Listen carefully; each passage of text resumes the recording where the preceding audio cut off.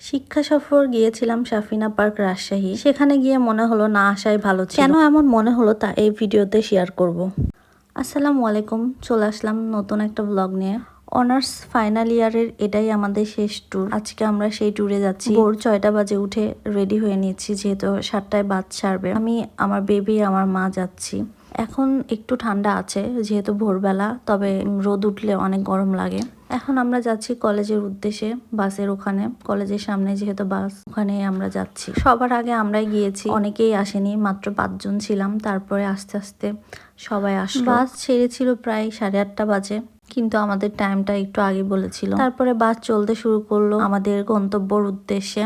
বাসের মধ্যে সবাই মিলে মজা করছিল, শান্তিভাবে মজাও করতে পারছিলাম না, কারণ বাসটা শুধু নড়বড় নড়বড় করছিল। দেন যে বক্সটা নিয়েছিলাম সেই বক্সটার গান বাজে না এরকম করছিল, মানে শুরুতেই কাহিনী খতম।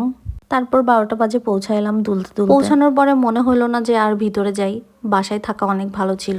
এত ভিড় ছিল যে ভিতরে ঢোকার মতো কোনো চান্সই ছিল না। অনার্স লাইফে যতগুলো ট্যুর দিয়েছি এরকম বাজে ট্যুর আমাদের হয় নাই, এত ভিড় ছিল না। এর আগে আমরা নাটোরে ট্যুর দিয়েছিলাম, তারপর কক্সবাজার দিয়েছি, এত ভিড় ছিল না। আপনারা ভিডিওতে খেয়াল করলে দেখবেন যে শুধু ভিতরে ঢুকলেই মাথায় দেখা যাচ্ছে, আর কিছুই দেখতে পারবেন না। আমি শুরুতেই বলে নেই, এখানে অনেক হেটার্স আসবে যারা বলবে যে হ্যাঁ অনেক ভালো ছিল, আপনার কাছে ভালো লাগে না। এটা যার যার ব্যক্তিগত ওপিনিয়ন। আমি ওখানে গিয়ে কেমন ফিল করেছি আপনাদের সাথে সেটুকুই শেয়ার করছি। ইভেন শুধু ভিড় তা না, আরো অনেক কিছু আছে যা আপনাদের সাথে আমি শেয়ার করছি, একটু ধৈর্য ধরে শুনুন। পার্কের ভিতরে ছিল কিছু আবাসিক রুম, তো সেখানে গিয়ে ম্যামরা 2টা আবাসিক রুম বুক করলো, একটা এসি আর একটা নন এসি। যদিও পাওয়া যাচ্ছিল না, অবশেষে পাওয়া গেল। তবে যে রুমগুলো বুক করা হয়েছে সেই রুমগুলো এত ছোট যা 150 জন জায়গা হচ্ছিল না। ম্যামরা, স্টুডেন্টরা অধিকাংশই দাঁড়িয়েছিল। এসিটা ছিল এতই খারাপ যে ঠান্ডাই হচ্ছিল না। ঠিক তেমন বেডটাও ছিল নড়ভরে।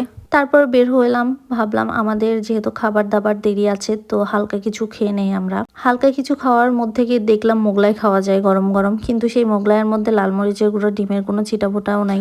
তারপর খেলাম পেয়ারা মাখা, সেই পেয়ারা মাখায় দুনিয়ার ঝাল, শুধু লাল মরিচের গুঁড়া। আপনি যাই খাবেন সব লাল মরিচের গুঁড়া। তারপর ম্যামরা দুপুরের লাঞ্চের ব্যবস্থা করলো, যেহেতু বাবুচি নিয়ে যায়নি, ওখানে অর্ডার করে খাওয়া। সবার জন্য অর্ডার করেছিল সাদা পোলাও, মুরগির রোস্ট, গরুর মাংস, হিন্দুদের জন্য খাসির মাংস। ক্ষুধার্ত পেটে যখন খাবার শুরু করলাম তারপরও খেতে পারলাম, কারণ আপনার রোস্ট, গরুর মাংস যাই খাবেন না কারণ সবগুলাই মনে হয় আচারের ভিতর ডুবানো ছিল। নিজস্ব কোনো ফ্লেভার নাই, শুধু আচারের ফ্লেভার ছিল। রোস্ট খাবেন সেটাতেও আচার, গরুর মাংস খাবেন সেটাতেও আচারের গন্ধ। আমরা যে লটারি কেটেছিলাম বাসে, সেই লটারিটা আমরা ভেবেছিলাম ওখানে যে উইথড্র করব, কিন্তু সেই লটারি আর কাটা হয় নাই। পরে কলেজে এসে আমরা সেই লটারিটা কাটি। ওইখানে যে আমরা সবাই মিলে একটা গ্রুপ ছবি তুলবো আর ম্যামদের সাথে, সেই ছবিটুকু আমরা তুলতে পারিনি। আমরা কিছু দেখতে পারিনি, আমরা কিছু তুলতেও পারিনি।